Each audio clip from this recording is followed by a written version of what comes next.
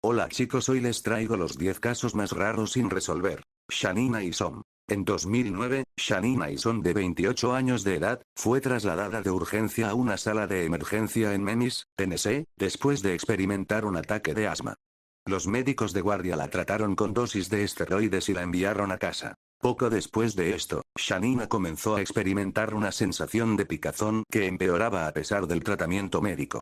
Más tarde, de manera alarmante, se dio cuenta de que sus piernas se volvían de color negro. Los médicos estaban convencidos de que tenía una infección por estafilococo o por algún tipo de trastorno de la piel de tipo eczema. Debido a eso, se le dio más tratamiento, pero las cosas fueron de mal en peor. Las costras se estaban formando en todo el cuerpo y estaba perdiendo peso rápidamente. Los médicos de Memphis se quedaron atónitos, y le comunicaron a Shanina, y a su familia, que probablemente tendría que vivir con esta extraña enfermedad por el resto de su vida. 2 años más tarde, todavía en busca de respuestas y una cura, Shanina visitó el Hospital Johns Hopkins en Baltimore. Especialistas de allí determinaron que sufría de una enfermedad desconocida, que la llevó a producir 12 veces el número normal de células de la piel en sus folículos pilosos. Esto causó que le crecieran uñas en lugar de pelo. Los doctores en Johns Hopkins todavía están tratando de averiguar la causa de esta extraña enfermedad. Isom se toma actualmente 25 tipos diferentes de medicamentos, pero todavía no está cerca de ser curada. El cráter Potomsky. En 1949, el geólogo Vadim Kolpakov partió en una expedición hacia Siberia, sin darse cuenta de que estaba a punto de descubrir uno de los misterios sin resolver más extraños del mundo: el cráter Potomsky. Como Kolpakov viajó a un territorio casi inexplorado, la gente local Yakut le advirtieron de no seguir, explicando que había un mal en lo profundo del bosque que hasta los animales lo evitaban. Lo llamaron el nido del águila del fuego y afirmó que la gente empezaría a sentirse mal cerca de él y algunos dirían que simplemente desaparecerían sin dejar rastro. Pero un hombre de ciencias como Kolpakov no se deje intimidar por estas historias. Aún así, incluso él se encontró atónito para explicar lo que encontró en lo profundo de los bosques siberianos. Un cráter gigante, del tamaño de un edificio de 25 pisos, se alzó de entre los árboles. De cerca se parecía a una boca del volcán, pero Kolpakov sabía que no había habido volcanes en la zona durante al menos un par de millones de años. Este cráter parecía relativamente recién formado. Kolpakov estima que tendría alrededor de 250 años. Esta fecha ha sido apoyada por estudios posteriores de crecimiento de los árboles cercanos. Curiosamente, los árboles también parecen haber experimentado un período de crecimiento acelerado similar a la observada en los bosques alrededor de Chernobyl. Desde el descubrimiento del cráter, ha habido muchas teorías sobre por qué, o quién, podría haberlo creado. Algunas personas, incluyendo Kolpakov, han especulado que podría haber sido formado por un meteorito, aunque el cráter no se parece a ningún otro cráter que haya dejado algún meteorito conocido. Otros están convencidos de que se trataba efectivamente de un volcán. Muchos incluso creen que hay un ovni escondido debajo del cráter. En 2005, una expedición se puso en marcha con la esperanza de encontrar algunas respuestas, pero entonces llegó la tragedia. El líder de la expedición murió de un ataque al corazón, a pocos kilómetros de distancia del sitio.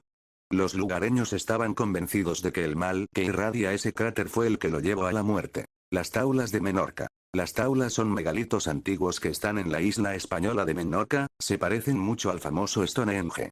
Se cree que las taulas fueron erigidas por los antiguos habitantes de la isla en algún momento después del año 2000 AC. No hay pruebas concretas de por qué las estructuras fueron construidas o por qué solo se encuentran en Menorca, y no en cualquiera de las islas vecinas. Naturalmente, las teorías abundan. Algunos creen que las piedras simbolizan un templo de algún tipo. Waldemar Zenn, un arqueólogo alemán, ha señalado que todas las taulas dan al sur, lo que lleva a especular que se erigieron como un monumento religioso para medir el movimiento de la luna. Su teoría se conoce como la teoría de la luna taula. Desafortunadamente, la teoría de Zenn solo se podría aplicar a 12 de los 13 taulas intactas. Esta no coincide con el megalito que se encuentra en el lado norte de la isla. La verdadera razón de la construcción de las taulas sigue siendo desconocida. Los Merungeons. En 1690, los comerciantes franceses, inesperadamente, se tropezaron un asentamiento misterioso en el sur de los Apalaches. Se informó de que la gente de allí vivían en cabañas de madera y tenían la piel de un color oliva inusual y rasgos faciales que recuerdan a los europeos. Dado que se parecían a los comerciantes del norte de África con los que los franceses habían hecho negocios en Europa, supusieron que se habían tropezado con una colonia de Moors. Nada se supo más de los colonos extraños hasta 1784, cuando un hombre, John Sevier, visitó lo que más tarde sería conocido como el condado de Hancock, Tennessee. Sevier descubrió una colonia de gente a la que describió como tener rasgos europeos y la piel oscura. Aunque los propios colonos decían ser portugueses, Sevier, aparentemente, no les creyó, también llegando a la conclusión de que eran Moors. Sobre la década de 1800, los misteriosos colonos se habían extendido desde Tennessee hasta zonas aisladas de Virginia y Kentucky. Las comunidades vecinas les llamaban los Melungeons y aprovecharon cada oportunidad para degradar y discriminarlos. Las madres apalaches asustarían a sus hijos con cuentos de la gente oscuras en las montañas. El origen de los Melungeons sigue siendo desconocido. La teoría más común es que son una mezcla de blancos, negros y nativos americanos antepasados. Otros han sugerido que son los descendientes de la colonia perdida de Roanoke, que son marineros portugueses náufragos, antiguos pobladores fenicios, o incluso una de las tribus perdidas de Israel. Los registros oficiales del censo han cambiado enormemente, etiquetando los Melungeons como el blanco, el portugués, el nativo americano o mulato en diferentes momentos de la historia. En 1999, surgió una nueva evidencia de que los Melungeons pudieron haber sido uno de los primeros pobladores del Viejo Mundo en América del Norte. Según el Dr. Brent Kennedy, de Wise Universidad de Virginia, los Melungeons pueden ser descendientes de los turcos otomanos, traídos al Nuevo Mundo como siervos y abandonados en la zona de Sir Francis Drake después de haberlos capturado por los españoles. El término Melungeon pudo haber venido de Melungin, palabra árabe que se utiliza para un alma maldita abandonada por Dios.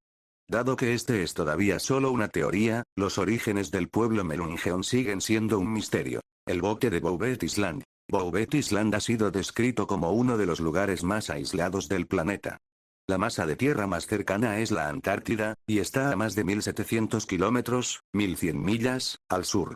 Nunca ha sido habitada esa isla e incluso la vida vegetal es insostenible allí, lo más probable es que nadie nunca pueda habitarla. Sin embargo, cuando una expedición británica llegó de Sudáfrica en 1964, descubrieron un bote abandonado en una laguna en la isla. No muy lejos del barco habían diferentes objetos. Los remos, madera, un tambor, y un depósito de cobre. El barco estaba en buenas condiciones, pero la expedición no pudo encontrar el rastro de ningún pasajero.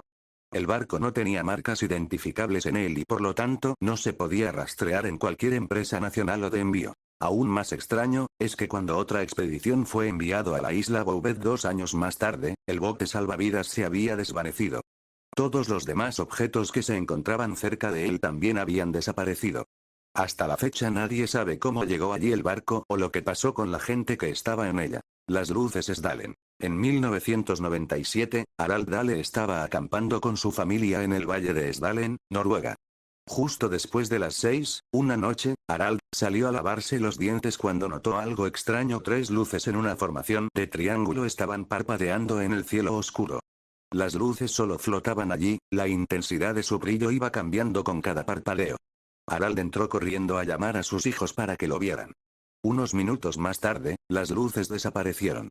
Harald se había convertido en una de las muchas personas en presenciar el misterioso fenómeno conocido como las luces Sdalen. Este fenómeno de las luces se remonta al siglo XIX.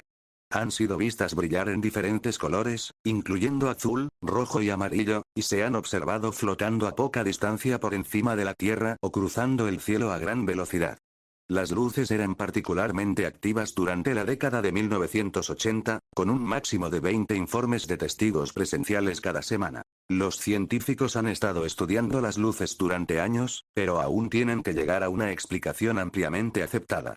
Las teorías incluyen el polvo ionizado, las partículas de combustible en el aire, y, naturalmente, los ovnis. El incidente de Mayerling. En enero de 1889, el descubrimiento de 2 cuerpos en un pabellón de caza rural en las afueras de Viena sacudió al mundo.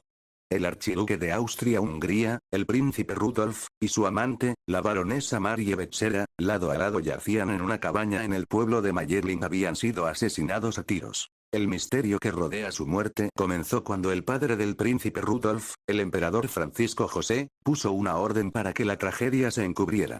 Esto fue probablemente debido a que Rudolf estaba teniendo una aventura con Betsera a pesar de estar casado con una princesa belga. Con el fin de mantener el asunto en secreto, incluso después de que los dos amantes murieran, el cuerpo de Marie Betsera se llevó y enterró en secreto en la iglesia. La iglesia no permitiría un funeral apropiado para una víctima de suicidio, nadie ni siquiera mencionó que esta era una posibilidad. En cambio, el rumor que se extendió fue que Rudolf había sido envenenado por sus enemigos. Sin embargo, el emperador más tarde dijo al Papa, que sospechaba que Rudolf podría haberse suicidado y matado a Betsera durante un ataque de locura temporal.